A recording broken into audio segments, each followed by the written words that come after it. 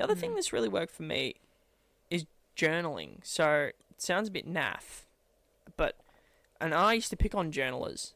Like, journal, just go and do. Like, what are you, in a soap commercial or something like that? Like, what are you...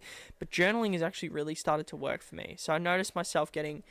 I get really anxious every weekend. And it's because I feel like I'm inactive on the weekend. I feel like I'm not going... Even when I was doing the podcast, I would do the podcast on the weekend. I feel inactive.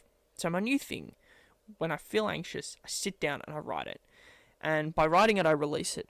And what I mean by that is... I get it out of my brain, I quantify it by looking at it and reading it, and it's real. I've written it down. It's not just fleeting thoughts everywhere. That repeat themselves over and over again. It's locked in, and this is what I think.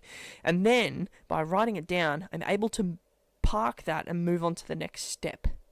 And I often then write the next step. So remember, I started my journal, my first ever journal entry is, I'm not happy. I'm not happy.